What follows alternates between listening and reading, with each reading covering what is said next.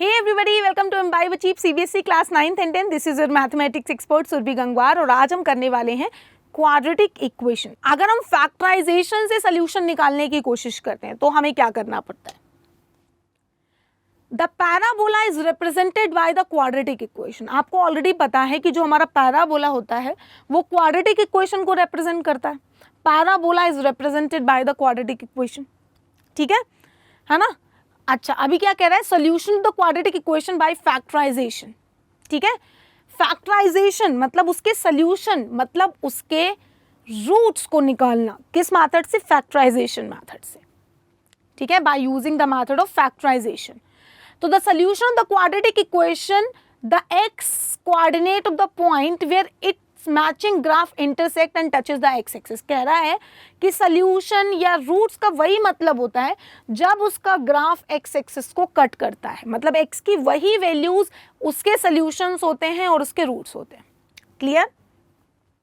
देखो, अगर सारा कॉन्सेप्ट अच्छे से समझोगे तो तुमको चैप्टर में कोई प्रॉब्लम नहीं होगी।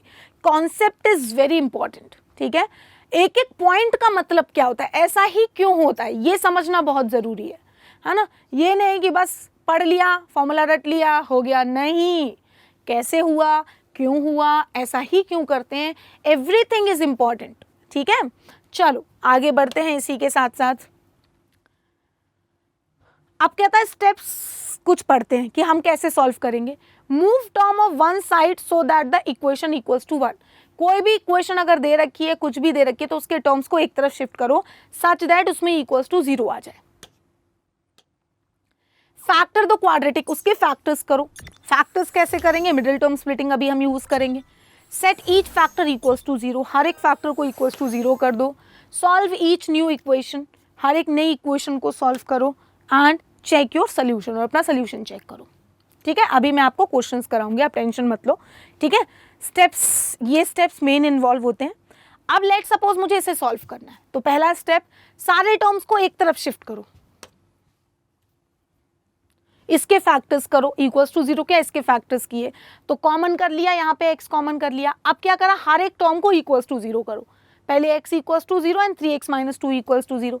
यहाँ से x 0 आ गया और x 2/3 आ गया, तो ये दोनों इसके सोल्यूशन आ गए, इस इक्वेशन के सोल्यूशन आ गए। अब हम चेक करेंगे इसका सोल्यूशन क्या ये सही है या नहीं।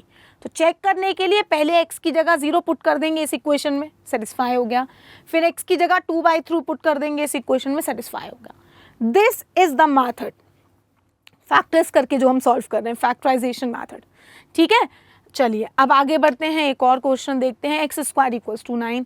अगर आपको इसे सॉल्व करना, देखिए साइड में ग्राफ भी बन रहा है, आप ग्राफ भी चेक कर सकते हो, है ना। ग्राफ भी आप चेक कर सकते हो इजीली। तो जब आपको इसे सॉल्व करना है तो वही तरीका, x² माइनस 9 इक्वल्स टू 0। इसको हम x plus 3 into x minus 3 लिख सकते हैं, और यहां से x की वैल्यू आ जाएगी 3n माइनस 3। चेक करना है तो LHS में x की जगह पे यहां पे पुट करके देख लो, 9 माइनस 9 एंड 9 माइनस 9, बिल्कुल सही, ठीक है। तो आप यहां पे देख सकते हैं कि इसके जो सोल्यूशंस निकल के आपके पास आए हैं वो क्या निकल के आए हैं, आप चेक कर सकते हो। -3 and +3, these are the solution and you can check, ठीक है। इस तरह से आगे बढ़ते हैं, इसको सॉल्व करते हैं। अब इस तरह के क्वेश्चंस को यूज करने के लिए हम लोग middle term splitting method use करते हैं। हमने 9th क्लास के पॉलिनोमियल चैप्टर में पढ़ा था, बट जिन बच्चों को प्रॉब्लम होती है आई विल एक्सप्लेन एंड कुछ इंपॉर्टेंट क्वेश्चंस भी कराऊंगी। तो आपने क्या करना होता है, ये जो कांस्टेंट टर्म है